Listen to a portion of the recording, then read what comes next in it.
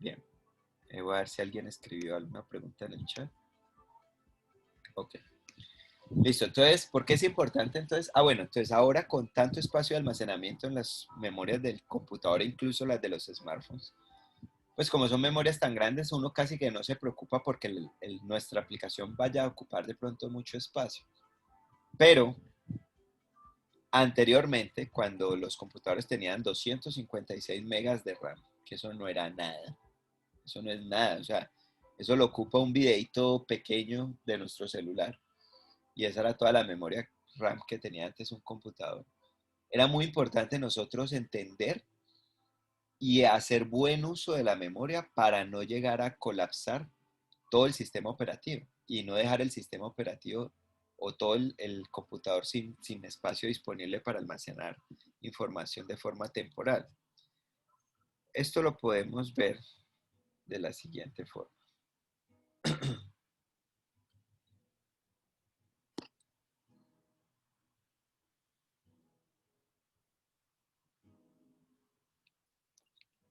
Supongamos que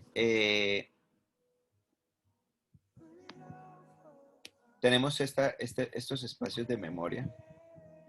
¿Listo? Esto que ustedes ven acá arriba y abajo son las direcciones de memoria, o sea, las posiciones de la memoria de estos espaciecitos que están aquí, de cada celda. ¿Listo? Entonces arrancamos en la 0, 0, 0, 0. Este 0x indica que este es un número hexadecimal. ¿Listo? Hemos visto binarios, hemos visto decimal, base 10, que es lo que hemos trabajado toda la vida. Y hay otro sistema que ustedes van a ver mucho, es el sistema hexadecimal, base 16. ¿Listo? Pregunto, en un byte, ¿cuál es la unidad de medida más pequeña que tiene un computador? ¿Un byte? No, más pequeña que un byte. Un bit. Un bit. Correcto, un 0 o un 1, eso es lo más pequeño. Un byte son ¿cuántos bits? 8 bits. 8 bits. Con 8 bits, ¿cuál es el número más pequeño que yo puedo tener?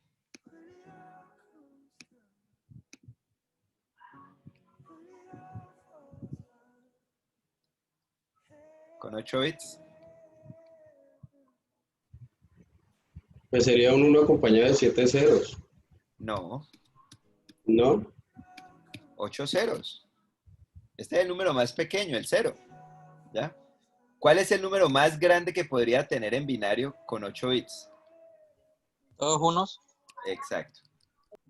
Ahora, los 8 ceros, ¿qué representan en base 10? ¿Qué número representan en base 10?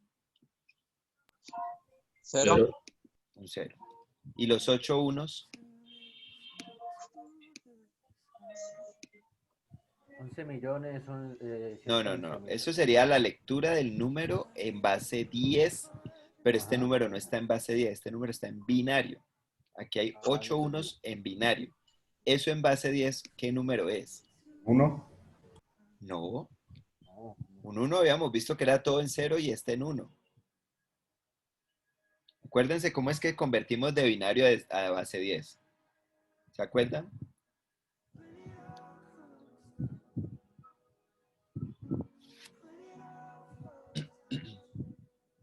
¿Alguien se acuerda?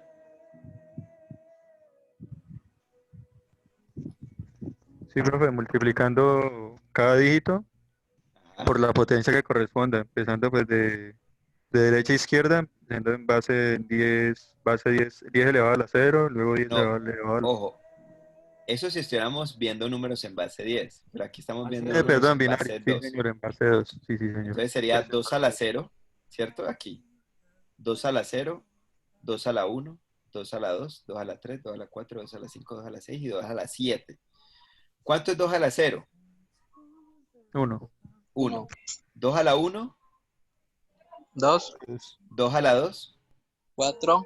2 a la 3, 8. 8. 2 a la 4, 16. 16, 2 a la 5, 32. 2 a la 6 64. y 2 a la 7. 128. 128. Y si sumamos todo eso nos da 255. ¿Listo? 8.1 son el 255 que nosotros conocemos en base 10. Si ustedes se fijan, esto es 1 más 2 más 4 más 8 más 16 más 32 más 64 más 128. O sea, se dobla siempre el anterior. ¿Por qué era importante tener en cuenta esto antes? Porque si yo, por ejemplo, iba a almacenar la edad de una persona, o sea, iba a almacenar edades de personas, yo les pregunto, ¿será que un byte, o sea, 8 bits, son suficientes para almacenar datos de edades de personas? No cuántos datos, o sea, no cuántas edades, sino una edad. Por vieja que sea una persona, ¿será que llega a pasar los 255 años? No, con un byte es suficiente. Un byte sería suficiente, ¿sí o no? Para Tiempo una fue. edad, un byte es suficiente. Pero anteriormente era posible que hubiera gente que reservara espacios de memoria de 16 bits, por ejemplo. 16 bits, imagínense. Esto crece de forma exponencial. Entonces, tendrían un espacio donde podrían albergar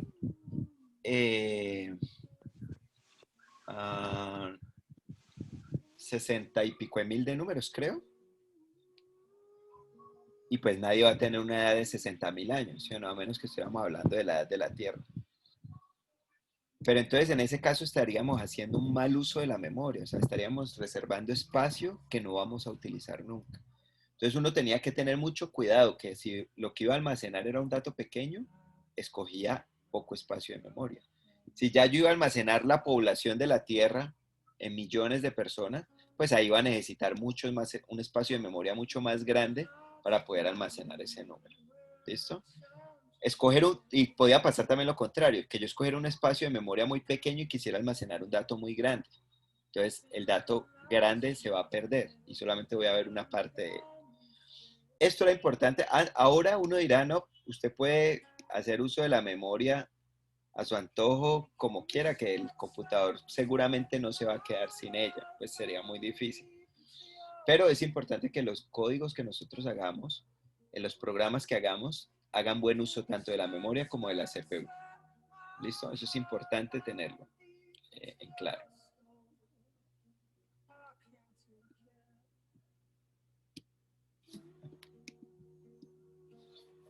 ¿Qué es un algoritmo? Entonces, es la solución que se da a un problema de una forma organizada con un inicio y un fin. Eso es un algoritmo, una serie de pasos que damos para solucionar un problema. ¿Listo? La receta de una comida, si está bien explicada, con detalles de lo que se debe hacer paso a paso, sería un buen algoritmo. ¿Qué es un programa? Es una serie de pasos organizados de forma secuencial, generalmente provenientes de un algoritmo. O sea, el programa es el resultado de un algoritmo bien diseñado. En condiciones ideales, por supuesto. Hay personas que arrancan a programar de una sin diseñar primero un algoritmo y si son muy buenas no van a tener ningún inconveniente. Pero si tienen inconvenientes programando, pues se van a enfrentar a un montón de problemas a mitad de camino.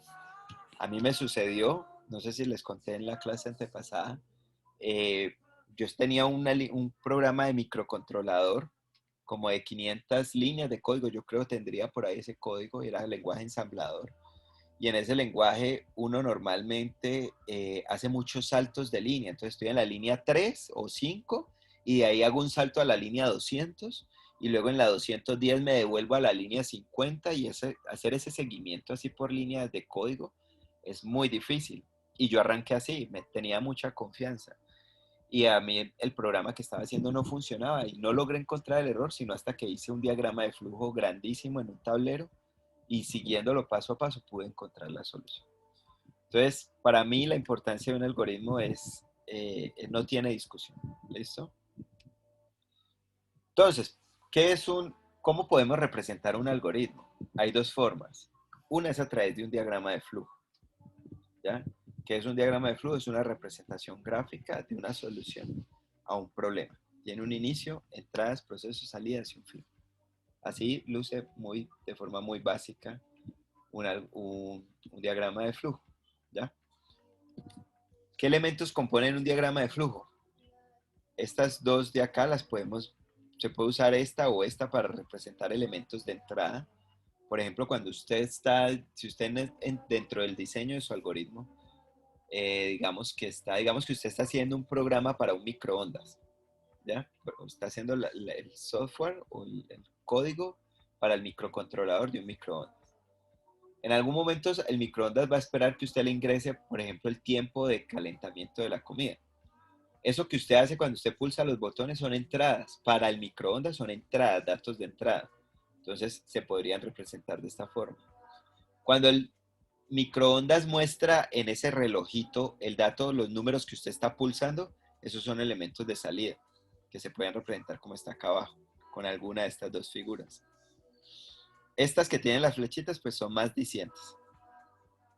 Los procesos, entonces cuando el microondas está calentando la comida y se activa pues el motor que empieza a girar la comida, se habilitan pues los elementos que empiezan a generar las microondas dentro de ese compartimiento cerrado. Ese proceso se puede representar con esta figura, con un rectángulo.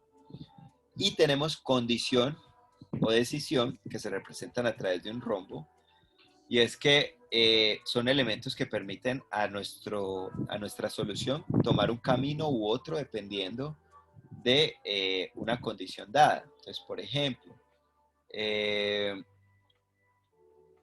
el caso del microondas, deberá haber una condición, por ejemplo, podría haber una condición de que si, digamos, un ejemplo, que si la comida ya está a la temperatura adecuada, pero el tiempo no se ha terminado, pues que termine de forma inesperada, o sea, que termine antes de que se acabe el tiempo para no quemarla, ¿ya? O no empezar hasta que la puerta esté cerrada, ¿no? También. Eso, por ejemplo, que cuando yo le dé start de inicio, la pregunta, ¿la puerta está abierta? O sea, el sensor de la puerta indica que está abierta. Si sí, no haga nada. No haga absolutamente nada. Si no está abierta, entonces arranque a calentar la comida. ¿Listo? Gracias ahí por el ejemplo. Y algo muy importante en un diagrama de flujo, las flechas, que indican la dirección del programa, o sea, el flujo del programa, el flujo de nuestra solución. La otra forma es el pseudocódigo. ¿Qué es el pseudocódigo? El pseudocódigo es una serie de pasos muy parecido a como se darían los pasos en un libro de cocina, un libro de recetas. Paso 1, haga tal cosa. Paso 2, haga tal cosa. Paso 3, haga tal cosa. Paso 4, así. Se escribe con un lenguaje, digamos, mucho más completo, ¿ya? No se usan sentencias muy cortas, sino que se trata de ser muy explícito con lo que se dice en cada paso. Se hace en un lenguaje pues que entendamos muy fácilmente nosotros, que entienda cualquier humano. Y pues sería simplemente seguir los pasos que ahí se dicten.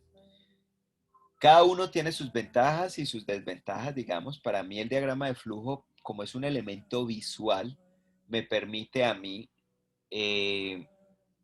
analizar de forma muy rápida cuál es el flujo del programa, o sea, cuál es la dirección, o sea, la ruta que sigue el programa, qué pasa si sucede esto, qué pasa si no sucede esto, o sea, es muy fácil identificar lo que hace el programa en un diagrama de flujo. En un pseudocódigo se hace más difícil porque como son líneas, oraciones enumeradas de forma secuencial, se hace más complejo, por ejemplo, en un diagrama de flujo, cuando yo necesito devolverme a realizar una operación, la flecha fácilmente me está diciendo, aquí hay un ciclo. En un diagrama, en un pseudocódigo es más complejo porque puede ser que en la línea 7 diga, devuelva hacia la 3 y repita ese proceso del 3 a la 7. Como no hay flecha, sino que me toca es leer, devuelva hacia el paso 3 y me toca devolver, o sea, subir la mirada y leer el paso 3, se hace un poquito más complejo de analizar. ¿Listo? Pero ambos son igualmente buenos y ambos los vamos a usar durante este curso. Entonces, la primera, digamos, tareita que les voy a poner entonces consiste en, aquí la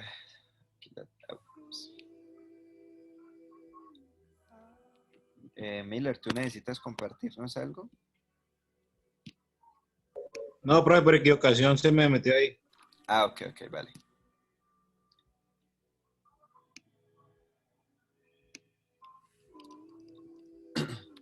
Entonces les tengo este enunciadito.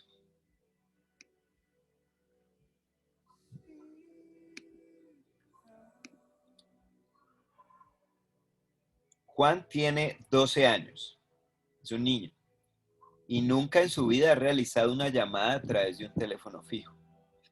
Juan se encuentra en una emergencia y requiere llamar a los bomberos desde el teléfono fijo no inalámbrico de su casa. Escriban por favor los pasos enumerados. 1, tal cosa. 2, tal cosa. De lo que debería hacer Juan para poder hacer una llamada a los bomberos. ¿Listo? Vamos a dar para eso, son las 7:36. Vamos a dar 5 minuticos. A las 7:41 analizamos o entre todos miramos a ver cuáles serían los pasos requeridos para dar solución al problema que tiene Juan, que es, bueno, no les voy a decir cuáles, ustedes van a analizar el enunciado y van a hacerse las preguntas que vimos ahora en la lectura. ¿Qué datos son importantes? ¿Cuáles son irrelevantes? ¿Tengo lo que necesito para plantear una solución? ¿Es claro el problema al cual debo llegar? ¿Cuál es la situación esperada? O sea, ¿dónde yo digo, hasta aquí llega mi programa? Hasta aquí cumplí con mi misión. ¿Listo? Entonces, vamos a hacerlo. 5 minuticos, son las 37 a las 42.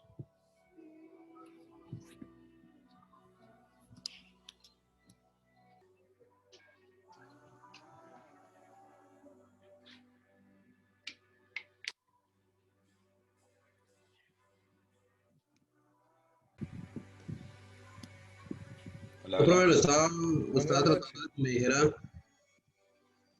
¿paso a seguir los que tiene el Juan? ¿O cómo es la pregunta? Sí, los pasos que debe seguir Juan. Bueno, profe, pues yo quiero participar. Dale.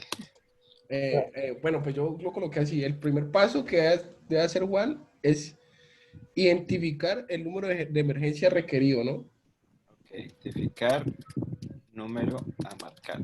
¿Qué más? ¿No? Después de eso, pues debe levantar la bocina del teléfono. Levantar bocina del teléfono. ¿Qué más? Después, identificar los números en el panel.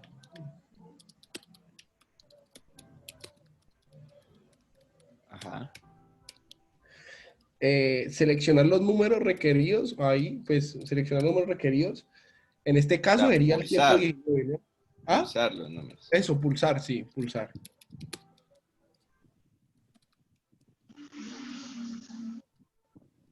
En este caso, pues, sería el 119, ¿no? Ujú. Realizarla ahí sería llamando, pues, llamar. Realizar la llamada, pues, ahí como tal.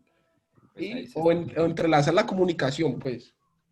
Sí, esperar que entrelace la comunicación. Y el sexto es terminar la llamada colocando la bocina en su lugar de nuevo.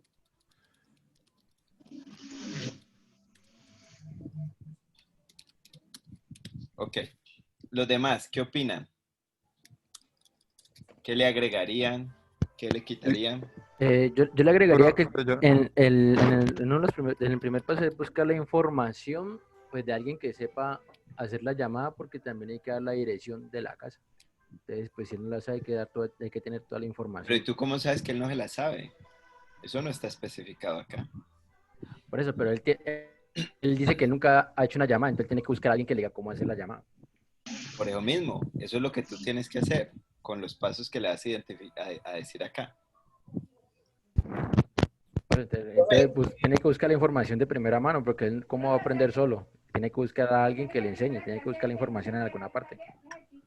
Por eso, eso es profe, lo que tú vas a hacer. Tú le vas a explicar paso a paso. Eso es lo que estamos haciendo acá. Ya. profe, yo lo coloqué así, pues teniendo en cuenta que sí, que el niño nunca ha hecho la llamada y es como, supongamos, ¿no? Que es como que tiene que leer el paso a paso, ¿no?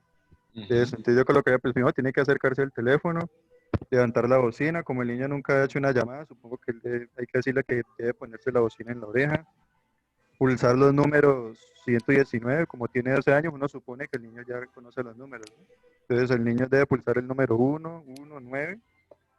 Cuando le contesten, decir a los bomberos pues que la emergencia, que se está quemando, o bueno, que está diciendo, dar la dirección, que si yo le estoy diciendo al niño, pues supongo que yo tengo que dejarle escrita la dirección de donde él vive. Dar la dirección, ya después de que dé la dirección, poner la bocina en su lugar y salir de casa. Bien. Profe, yo pues tendría como primer paso, dándole un paso a paso al niño para que pueda llamar es, el primero yo lo tengo como ir hasta el teléfono. El segundo es levantar la bocina. El tercero es verificar si hay tono. Eso, para ahí. Eso. Eso que tú acabas de mencionar ahí es vital y por eso el ejercicio que yo puse de que nunca había hecho una llamada a través de teléfono. Puede que las haya hecho a través de celular. O sea, un niño de 12 años seguramente sabe hacer llamadas desde celular. Pero cuando no las ha hecho desde un fijo, seguramente el tema del tono no lo tiene en cuenta. Y desde un teléfono fijo, si no hay tono, ni para qué marca, ¿sí o no? Si usted no escucha tono, no marque. No hay línea. No pierda el tiempo en los demás pasos. ¿Para qué voy a marcar un número si no me da línea, sí o no? Ese paso que tú acabaste de decir es vital para solucionar este problema. Y fíjense que muchos yo creo que se salieron un poquito de lo que se está pidiendo, o sea, de lo que se pretende que ustedes propongan para la solución de este problema. ¿Ya? La pregunta es, ¿cuál es el resultado esperado aquí? Que realice la llamada, que pueda Exacto. comunicarse. Hasta ahí termina nuestra tarea. Que logre hacer la llamada. O sea, que logre pulsar los números correctos y que se establezca la comunicación con los bomberos. Ah, que los bomberos no le pararon bolas. Ah, que los bomberos nunca contestaron. Ya eso no es problema de nosotros. La solución de nosotros era para que el niño que nunca había usado un fijo pudiera hacer una llamada telefónica. Y uno de los pasos que no podía faltar era el tema de escuchar el tono. ¿Ya? Si no se escucha el tono, no se puede hacer llamada. Otra cosa, ¿qué pasa si llamo y suena ocupado, por ejemplo? Porque yo no decía de teléfono alguna vez. Sí, porque yo lo tenía así. Yo primero tenía que ubicar el teléfono, alzar bocina que tenga tono y en el cuarto identificar el número de los bomberos. Entonces, eso también nos lleva a ver otra cosa, y es que para una misma solución yo puedo tener para un mismo problema yo puedo tener diferentes soluciones. Y puede que todas sean válidas. Unos dirán, pongas el teléfono en la oreja para escuchar el tono. Unos pueden decir, antes que marcar los números, otro puede decir, no, yo primero busco el teléfono y luego busco el teléfono, el aparato y luego el número telefónico. Otros dirán, no, busca el número telefónico antes de llegar al teléfono. Puede ser que ambas funcionen, ¿ya? Pueden ser que unas más sean más largas que otras, pero al final podremos tener 3, 4, 5, 7, 10 soluciones diferentes, todas apuntando a lo mismo. Entonces, fíjense aquí, por ejemplo, este pseudocódigo que tengo acá a la izquierda y este diagrama de flujo que tengo a la derecha. Primero, inicio, listo. Llegar al teléfono, tener el número telefónico a la mano, levantar el teléfono, ponerse el teléfono en la oreja. ¿Hay tono?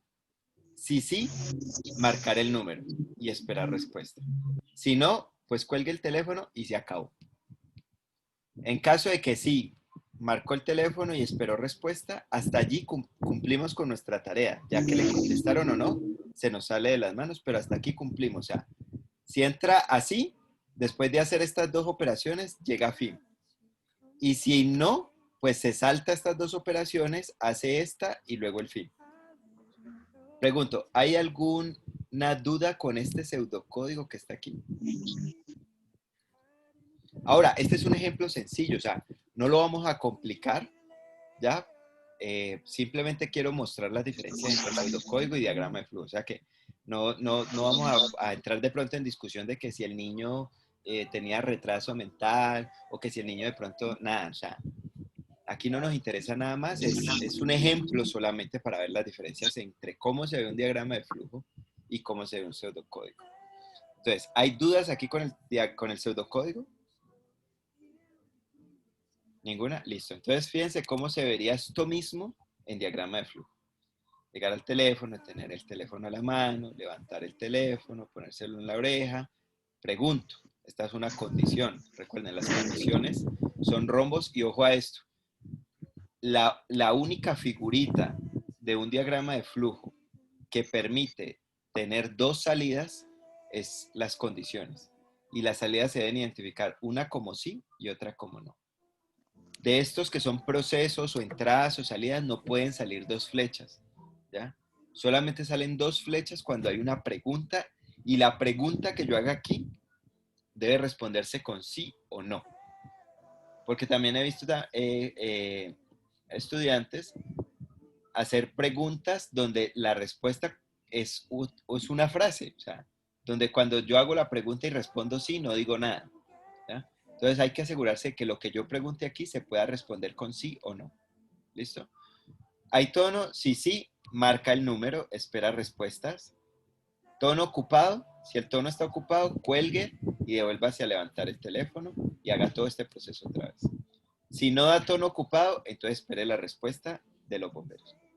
¿Qué pasó si por acá, cuando levantó el teléfono, se lo puso en la oreja y no había tono? Cuelgue y llegue al fin porque no va a poder hacer nada. Pregunto, para ustedes, en su opinión, ¿cuál les parece más fácil de entender? Diagrama de flujo. ¿Por qué te parece más sencillo entender el diagrama a ti? Normalmente las cosas que son gráficas se entienden mejor, porque las mismas flechas se están guiando y te están diciendo cómo es el paso a paso. Correcto. Y tú mencionaste algo ahí que también es clave a la hora de diseñar software y cualquier tipo de herramienta en realidad, y es el tema de la carga cognitiva. Cuando yo veo esto así, estos pasos tan claritos y las flechas indicándome por dónde debo seguir, mi carga cognitiva es mucho más baja que cuando yo veo un montón de texto. Fíjense aquí, por ejemplo, este ciclo que se devuelve acá después de que hay tono, lo podría poner aquí. Tono ocupado. Tono ocupado. Y acá, sí. Entonces, se devuelve, cuelga y se devuelve a la línea, levantar teléfono, a la línea 4. Se vuelve a 4. Si no hay tono ocupado, pues espera respuesta. Fíjese que esto de que sí, cuelga y se devuelve a 4, o sea, como no hay flechas ni nada, imagínense esto con 500 líneas de código, por ejemplo. Que de la 200 te devuelvan a la 50. Y luego de las 60 te devuelvan a la 400. O sea, es una cosa de locos. Es de locos. Entonces, acá, el diagrama de flujo facilita el entendimiento, en mi opinión, ¿no? En mi opinión. ¿Listo? De todos modos, ambos son muy útiles y ambos los vamos a usar. ¿Dudas con respecto a uno o al otro? Profe, qué pena, es que... Se le oye entrecortado, profe. Sí, es que me está apareciendo aquí que mi conexión está inestable. Vuelvo y pregunto, ¿hay alguna duda con respecto a alguno de estos dos?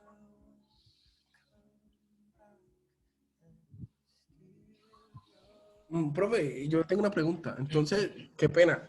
¿El pseudocódigo es el mismo algoritmo? Sí, ambos son algoritmos. Los dos son algoritmos, sino que son formas de representarlo. Exactamente. Son dos formas diferentes de representar un algoritmo. Ya, listo, pues gracias. Vale.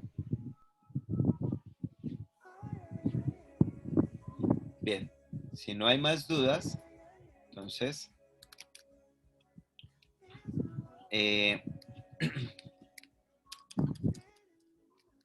vamos a continuar acá.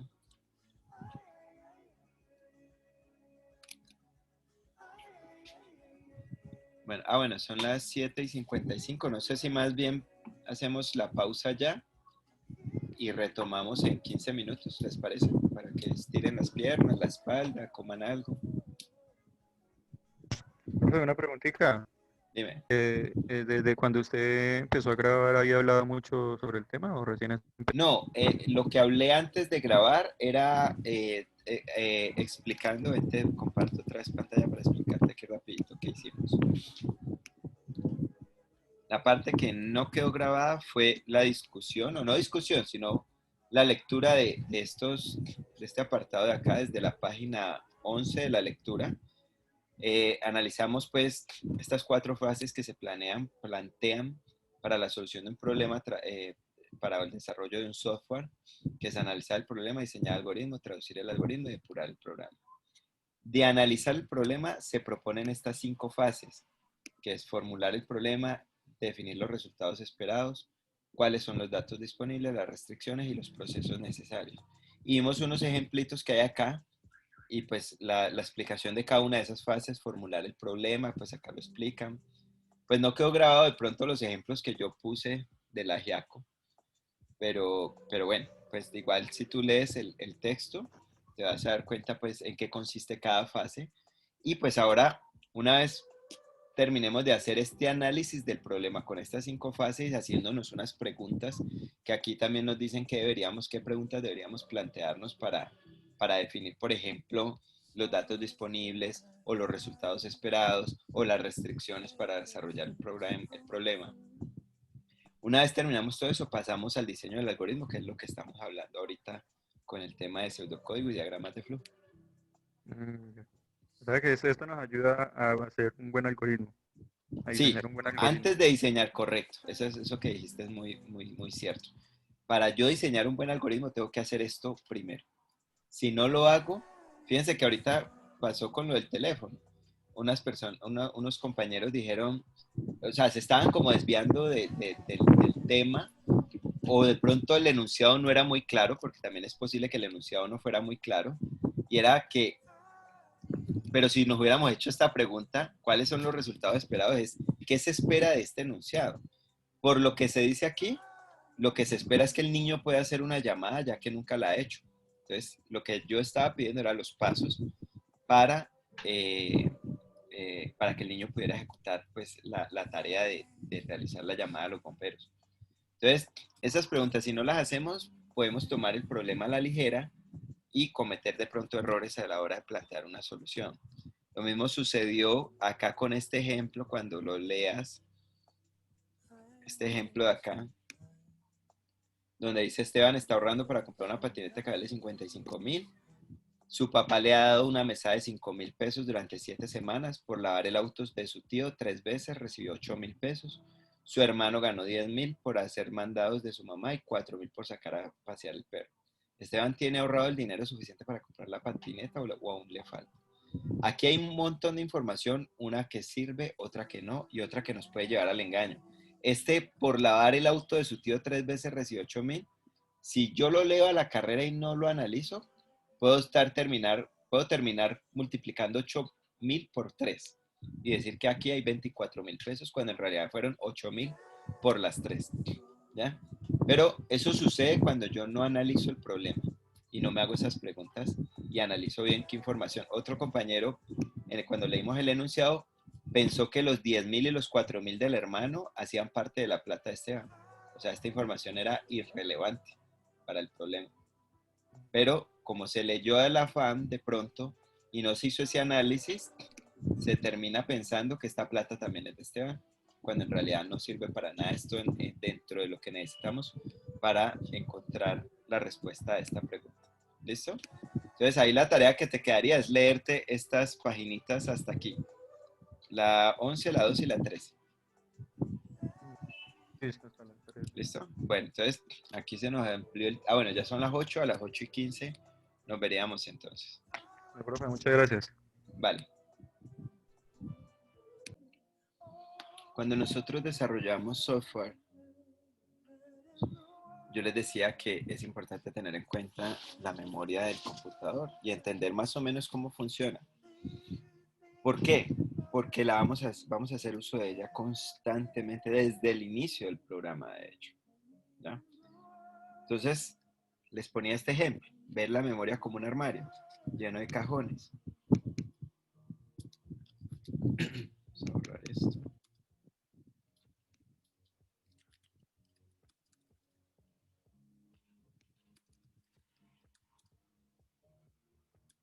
Entonces les decía yo que podíamos ver cada celda como una posición de memoria diferente, ¿ya? Digamos que son posiciones de 1 byte, o sea, de 8 bits, donde máximo podré guardar un número entre 0 y 255. O sea, un 256 no se puede guardar aquí. De hecho, si yo guardo un 256 en un espacio de memoria de 8 bits, lo que al final me va a quedar guardado es un 0. ¿Por qué? Porque un 255 dijimos que era 8 unos, ¿no? 7, 8. Ahí hay un 255. Y cuando se nos acaban los números, ¿qué es lo que tenemos que hacer? Un 1 y reiniciar todos los de la derecha. 3, 6, 7, 8. ¿Listo? Entonces, este es un 256, que si lo guardo en una posición de 8 bits, él me guarda estos 8 ceros. Y al final se pareciera que lo que me guardó fue un 0, cuando en realidad yo quise guardar fue 256. Entonces, ver cómo funciona esta calculadora.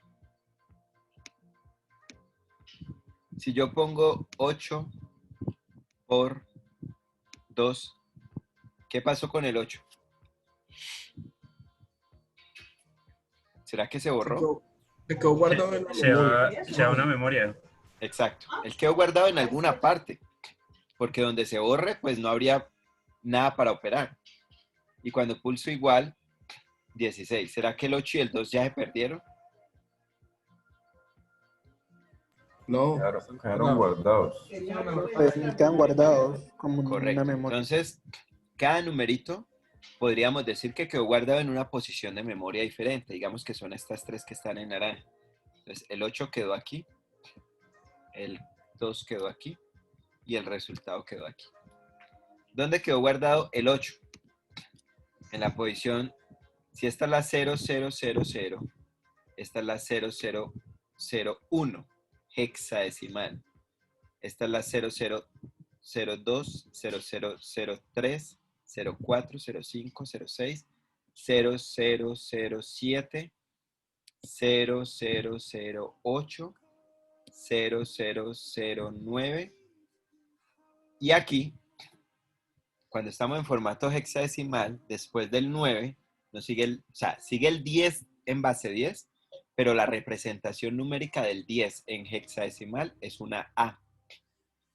Luego la B, C, D, E y F. Cuando se acaba los números que dijimos que pasa, que se resetean, ¿no? 1 y se resetean todos los de la derecha. Pues el 1, 0 en base 10 es un 16, en realidad. La A es 10, 11, 12, 13, 14, 15, que es la F. 16, que es el 1, 0. 17 y 18. Entonces las posiciones 1, 12 y 18 quedaron almacenados el 8, el 2 y el 16. Para que entiendan el hexadecimal. Aquí tenemos los números en formato decimal. 0, 1, 2, 3, 4, 5, 6, 7, 8, 9. Se nos acabaron los dígitos del de base 10. Reiniciamos. Y ponemos un 1 y empezamos a combinar 1, 1, 2, hasta que se nos acaba otra vez el 9 y 2, 0, etc. En binario, en 4 bits sería 0, 0, 0, 0, 0, 1, 1, 0, 1, 1, 1, 0, 0, 1, 0, 1, 1, 1, 0, pa, pa, pa, pa, pa, pa, pa. Aquí llegamos al 15, que son 4 unos, y el 16 pues ya requiere 5 bits para este unito. En hexadecimal, del 0 al 9 no cambia con respecto al decimal. Pero el 10 decimal, o sea, el 10 de base 10, es una A, B, C, D, E, F. Aquí están los 16 números de la base 16, del 0 al 15. ¿Y qué sigue después del 15? Pues el 16, que en hexadecimal es 1, 0. Luego el 17, 1, 1, 18, 1, 2, etc. Entonces, esto se los digo es para que lo tengan presente. Cuando vean un 0x, es un número hexadecimal. y ustedes lo van a usar muchísimo en lógica digital, ¿vale? Entonces, el 8, el 2 y el 16. 8 por 2, 16, ¿cierto? Sería muy difícil, digamos, si yo hago un programa donde almaceno 20 variables. Y como estas variables, fíjense que quedan asignadas aleatoriamente, sería muy difícil para mí acordarme la dirección de cada una, ¿sí o no? O no lo aprende nadie. Pero yo a estos espaciecitos de memoria les puedo dar un nombre para que sea más fácil identificarlo. Entonces a este yo le puedo poner, por ejemplo, num1. A este le puedo poner num2. Y a este le puedo poner result. Entonces de esta forma yo asigno nombres a mis variables y yo ya puedo almacenar en estas posiciones sin importarme la dirección en la que quedó. De hecho, uno nunca se da cuenta en qué dirección quedó guardado un dato. Uno se acuerda del nombre que le dio para almacenarlo. num1, pero eso puede estar en la dirección la que quiera. No nos interesa, la dirección no nos interesa, nos interesa el nombre que le asignamos. Ahora es importante también asignarle un nombre que diga algo, ¿no? Yo esto le puedo llamar as, esto fd y a esto ty. Y ojo, no dice nada. Yo no sé al final qué estoy operando aquí. O sea, no sé este 16, no sé si es que estoy operando 16 dividido 2 igual a 8, ¿cierto? U 8 por 2, 16. O sea, yo tengo que tratar de darle a las variables un nombre adecuado para lo que van a almacenar. Ahora, yo no puedo decir, aquí quedó el 8 y también quedó el 2. No. Cada posición me guarda un número o un dato. En este caso estamos trabajando con números. Solo me guarda uno a la vez. Si yo quisiera guardar otro dato, tendré que escoger otro espacio de memoria y asignarle un nombre. Profe, una pregunta. ¿Sí? Y entonces, ¿la operación también se guarda ahí mismo? No, la operación no se guarda como variable. Ya la operación es una función que uno tiene que ejecutar para que se operen estos dos números. Pero no queda ¿La operación dónde está almacenada entonces? No, la operación no está almacenada. La operación es una función.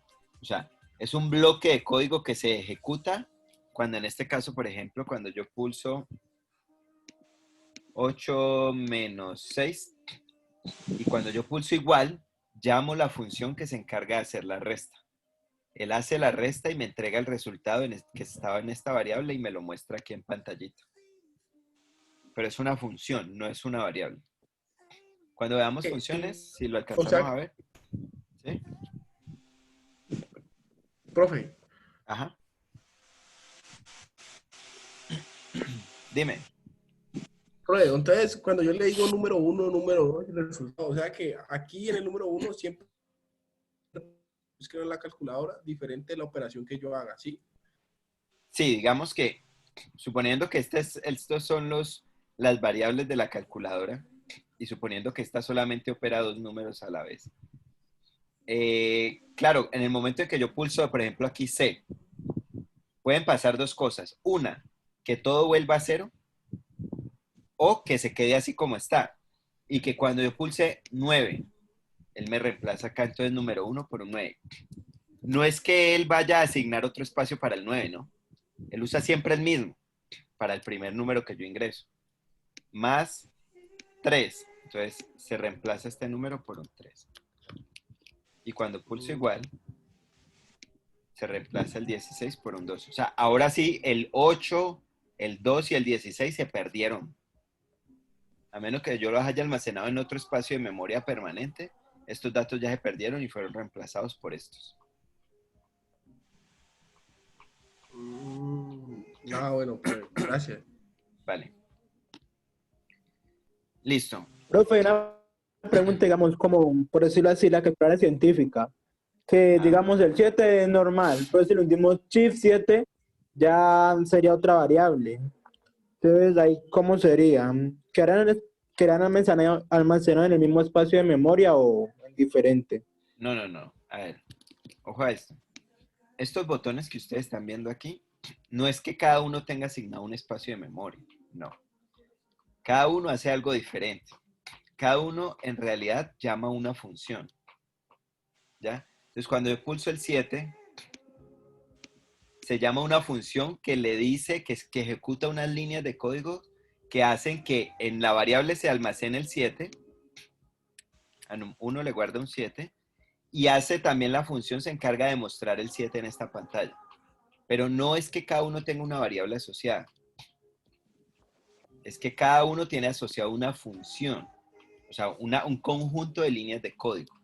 Cuando veamos de pronto qué es una función, ustedes van a entender, ahora sí entiendo qué es lo que pasa con el tema de la calculadora. Pero no es que cada uno sea variable, no. Cada uno está almacenando, digamos aquí, un datico en un espacio de memoria para operar. Pero cuando lo pulso. Por ejemplo, esta calculadora siempre, independiente de lo que yo pulse, él me va a entregar un resultado. ¿Sí o no? Ese resultado siempre va a quedar almacenado en este espacio de memoria, por ejemplo. ¿Ya? Si yo pulso acá el logaritmo, este resultado reemplaza el anterior aquí. Si yo pulso C, llamo una función que borra todo. Entonces, supongamos que si la calculadora está diseñada de esta forma de borrar todo lo que hay en memoria, cuando yo pulso C, entonces me manda esto a 0, esto a 0 y esto a 0. Y pues todas las demás, ¿no? Puede ser que esta calculadora tenga más variables, seguramente tiene más variables. Pero aquí para el ejemplo que yo estoy planteando, asumiendo que esta fuera una calculadora muy chichi, que solamente suma o multiplica o resta o divide máximo 2 números, entonces en ese caso pues funcionaría como de esta forma. Es solamente un ejemplo.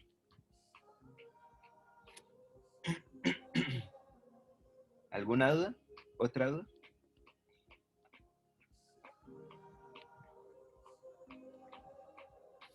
Entonces, vamos a hacer lo siguiente. Este que está aquí en pantalla.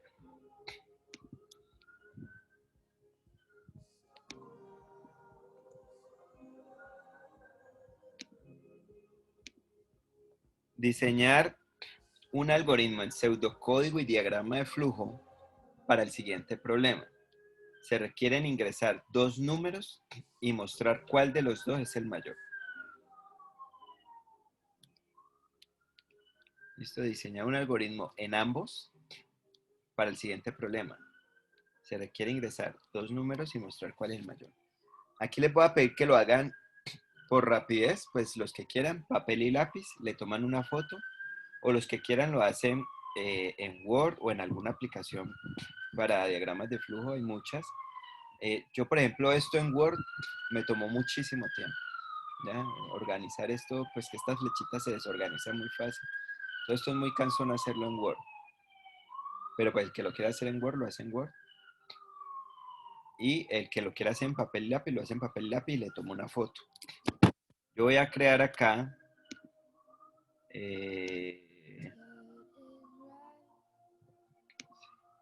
voy a crear un canal que se llame Tareas en Clase.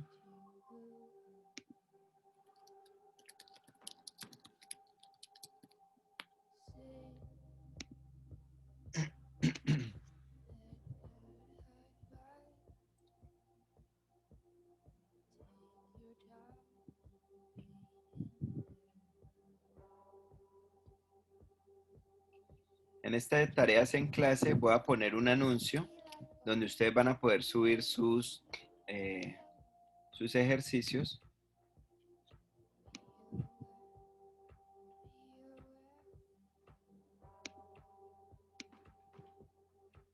No, este internet mío está muy malito.